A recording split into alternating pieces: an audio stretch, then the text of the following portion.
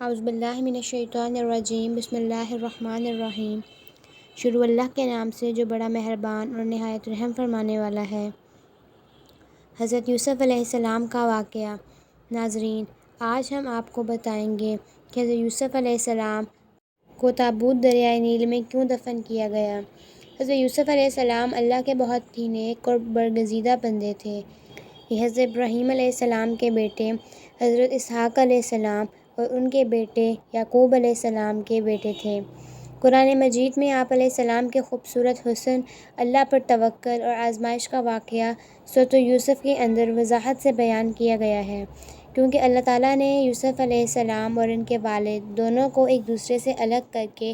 آزمائش کے اندر ڈالا۔ جب یوسف علیہ السلام کے بھائیوں نے حسد کی بنا پر اپنے اس بھائی کو کنویں میں ڈال دیا اور گھر آ کر بہانہ بنایا کہ اسے تو بھیڑیا کھا گیا ہے، یوسف علیہ السلام اس اندھے کنویں کے اندر بے یار و مددگار ہونے سے لے کر اپنی پوری زندگی اللہ کی طرف سے دی گئی آزمائشوں کے اندر کامیاب ہو کر آپ نے ہر موقع پر صرف اللہ پر توکل کیا، اور توکل کے بارے میں اللہ نے آپ کو ایسی آزمائشوں میں ڈالا کہ کوئی سوچ بھی نہیں سکتا۔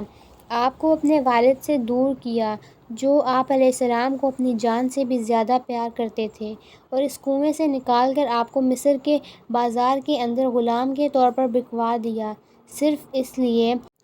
کہ آپ مصر پرست قوم کو اللہ کا پیغام پہنچا کر ایک یکتا پرست قوم بنا دیں۔ وہاں سے یوسف علیہ السلام عزیز مصر کے محل کے اندر پہنچے۔ وہیں پر جب بڑے ہو کر جوان ہوئے تو عزیز مصر کی بیوی نے ناجائز خواہشات پوری کرنے کا الزام لگا دیا اور جیل میں آپ کی جوانی کے قیمتی 25 سال ضائع کر دیے، مگر آخر میں صبر اور اللہ پر توکل کر کے آخرکار آپ علیہ السلام ہر جگہ سے سرخرور ہو کر مصر کے حکمران یعنی عزیز مصر بن گئے، اور آہستہ آہستہ بت پرست قوم کو اپنے اخلاق اور تبلیغ سے ایک خدا کی عبادت کرنے والا بنا دیا۔ فرعون مصر یعنی مصر کا بادشاہ اور اس کی عوام آپ علیہ السلام سے بے حد محبت کرنے لگے، اور آپ کی موجودگی کو مصر کے اندر باعث برکت جانا۔ یوسف علیہ السلام کا پورا خاندان یعنی والد، بہن، بھائی سب فلسطین کے اندر آباد تھے۔ وہیں سے آپ کو قافلے والے کنویں سے نکال کر مصر میں بیچنے کے لیے لائے تھے، لیکن جب عزیز مصر بنے تو اپنے بھائیوں کو مصر بلوا لیا، انہیں تمام حقیقت سے آگاہ کیا اور بھائیوں کو معاف کر کے پورے خاندان کو یہاں پر مصر کے اندر آباد ہونے کا حکم دیا۔ دریائے نیل کے پاس ایک سرخیز زمین ان کے لیے مختص کر دی گئی۔ یعقوب علیہ السلام کو پہلے یقین تھا کہ یوسف علیہ السلام زندہ ہیں، انہیں کسی بھیڑیے نے نہیں کھایا بلکہ ان کے بھائیوں نے جھوٹ بولا تھا۔ یعقوب علیہ السلام کے اس قدر یقین کی وجہ یہ تھی کہ یوسف علیہ السلام نے خواب کے اندر سورج، چاند، ستاروں کو خود سجدہ کرتے ہوئے دیکھا تھا، جس کا مطلب تھا کہ آپ کے باقی تمام بھائیوں کو چھوڑ کر صرف آپ کو نبوت ملنے والی تھی، اور اپنے خواب کا ذکر صرف اور صرف یوسف علیہ السلام نے اپنے والد یعقوب علیہ السلام سے کیا تھا، جنہوں نے آپ کو منع کیا تھا کہ اپنے بھائیوں سے اس کا ذکر بالکل مت کرنا، کیونکہ وہ تو پہلے ہی آپ سے حسد کیا کرتے تھے، اس کو سننے کے بعد تو آپ کی جان کے دشمن ہی بن جائیں گے۔ اس لیے یعقوب علیہ السلام یہ بات جانتے تھے کہ ان کا بیٹا نبوت کا فرض نبھائے بغیر دنیا سے نہیں جا سکتا، لہٰذا وہ اپنا ایک الگ حجرہ بنا کر یوسف علیہ السلام کی جدائی میں روتے رہے، یہاں تک کہ ان کی آنکھیں سفید ہو گئیں اور ان کی آنکھوں کی بینائی چلی گئی۔ یوسف علیہ السلام نے جب اپنے بھائیوں کو بھیجا کہ پورے خاندان کو یہاں پر مصر لے آئیں تو اپنا کرتا بھی بھیجا جو کہ انہوں نے بچپن میں پہنا تھا جب انہیں مصر غلام بنا کر لایا گیا تھا، اور حکم دیا تھا کہ اس کو میرے بابا کی آنکھوں سے مس کرنا، جس کو مس کرتے ہی ان کی بینائی اللہ کے حکم سے واپس آ جائے گی۔ چونکہ یہ کرتا انبیاء کرام علیہ السلام کی وراثت تھی جو کہ ابراہیم علیہ السلام سے چلا آ رہا تھا، اس کے آنکھوں پر رکھتے ہی یعقوب علیہ السلام کی بینائی واپس آ گئی اور یعقوب علیہ السلام اور ان کا خاندان مصر کے اندر آباد ہو گیا۔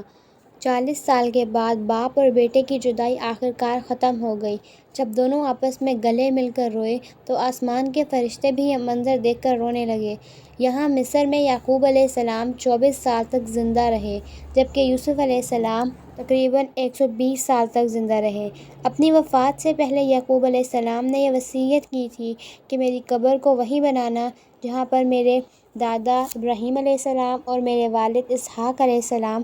مدفون ہیں، یعنی فلسطین میں۔ ان کی وصیت کے مطابق بالکل ایسا ہی کیا گیا۔ اپنی وفات سے پہلے یوسف علیہ السلام نے وصیت کی تھی کہ میں نے جبرائیل علیہ السلام سے یہ سنا ہے کہ اے میری قوم، بنی اسرائیل دوبارہ سے اپنے وطن کی طرف ہجرت کریں گی، لہٰذا جب وقت آئے تو میری میت کو میرے دادا اور میرے والد کے پہلو میں دفن کر دینا۔ اپنی قوم کے لوگوں سے باقاعدہ اس کا وعدہ لیا تھا، مگر جب یوسف علیہ السلام کی وفات ہوئی تو مصر کے لوگ چونکہ آپ سے بے پناہ محبت کرتے تھے، لہٰذا یہ مسئلہ کھڑا ہو گیا کہ آپ کی تدفین کہاں پر کی جائے، کیونکہ ہر شخص یہ چاہتا تھا کہ اس کے علاقے کے اندر آپ کی قبر مبارک موجود ہو تاکہ وہاں پر ہمیشہ برکت رہے۔ لہٰذا اختلاف سے بچنے کے لیے یہ فیصلہ کیا گیا کہ آپ کو کسی خشکی پر نہیں بلکہ دریائے نیل کے بیچوں بیچ مدفون کر دیا جائے، تاکہ جب اس کا پانی آپ کی قبر مبارک کو چھو کر گزرے تو پورے مصر کے لیے برکت لے کر آئے۔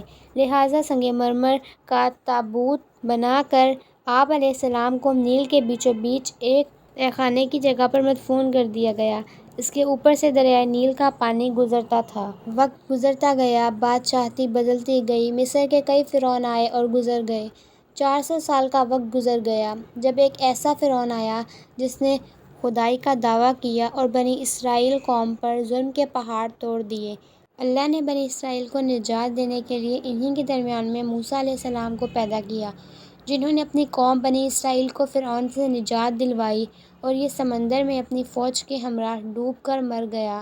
موسیٰ علیہ السلام اپنی قوم بنی اسرائیل کے ساتھ لاکھوں آبادی لے کر فلسطین کی طرف نکلے، لیکن ہر بار راستہ بھول جاتے۔ بار بار ایسا ہی ہوتا رہا۔ بنی اسرائیل کے بڑے لوگ آپس میں بیٹھ کر سوچنے لگے کہ ایسی کیا وجہ ہے جو کہ ہمیں آگے بڑھنے سے روک رہی ہے، یہاں تک کہ جبرائیل علیہ السلام نازل ہوئے اور موسیٰ علیہ السلام سے کہنے لگے کہ آپ کے جد یوسف علیہ السلام کی وصیت کو پورا کرو، ان کے جسم کو مصر اپنے ساتھ لے جاؤ، وہیں پر ان کی تدفین کرو۔ موسیٰ علیہ السلام نے اپنی قوم سے پوچھا، تم میں سے کوئی ہے جو کہ ان کی قبر کی نشاندہی کرے؟ مگر سوائے ایک بوڑھی عورت کے وہ جگہ کسی کو بھی معلوم نہ تھی، لیکن بڑھیا کی ایک شرط تھی، میں صرف موسیٰ علیہ السلام کو بتاؤں گی، وہ بھی ایک شرط پر۔ اور اس بڑھیا علیہ السلام کا واقعہ بہت دلچسپ ہے، جس کا ذکر رسول خدا صلی اللہ علیہ وآلہ وسلم نے فرمایا تھا۔ ایک روز آپ کی ایک شخص نے دعوت کی اور آپ وہاں پر تشریف لے گئے، اور اس کی مہمان نوازی سے آپ اس قدر خوش ہوئے کہ فرمانے لگے کہ اے شخص، مانگو، کیا مانگتے ہو؟ اس شخص نے کہا، اللہ کے رسول صلی اللہ علیہ وآلہ وسلم، صرف ایک اونٹ اور بس ایک بکری چاہیے۔ آپ صلی اللہ علیہ وسلم سن کر فرمانے لگے کہ بس اتنا ہی تجھے چاہیے؟ تجھ سے اچھی تو وہ بڑھیا رہی تھی جس نے موسیٰ علیہ السلام سے جنت میں ان کا پڑوس مانگ لیا تھا، اور یہ وہی بڑھیا تھی جس نے موسیٰ علیہ السلام سے یہ شرط رکھی تھی کہ میں یوسف علیہ السلام کی قبر کا پتہ صرف اس وقت آپ کو دوں گی جب آپ میری یہ بات مانیں گے کہ جنت کے اندر میں آپ کی پڑوسن ہوں گی۔ موسیٰ علیہ السلام نے وقتی طور پر سن کر ناگواری محسوس کی، لیکن اللہ کی طرف سے وحی آئی کہ آپ اس بات کو مان لیں۔ لہٰذا یہ بڑھیا آپ کو لے کر ایک تالاب پر پہنچی اور کہا کہ اس کا پانی خشک کرو۔ جب پانی خشک کیا گیا تو یوسف علیہ السلام کا تابوت ظاہر ہو گیا، جسے لے کر یہ قوم اپنے آبائی وطن کی طرف بڑھی اور پورے 400 سال کے بعد اپنے والد اور ان کے دادا کے پہلو میں دفن کیا۔ مصر میں اسلام یوسف علیہ السلام کی برکتیں ان کے صبر اور قربانی کی وجہ سے آیا تھا، جو کہ آج تک قائم ہے۔ اللہ تعالیٰ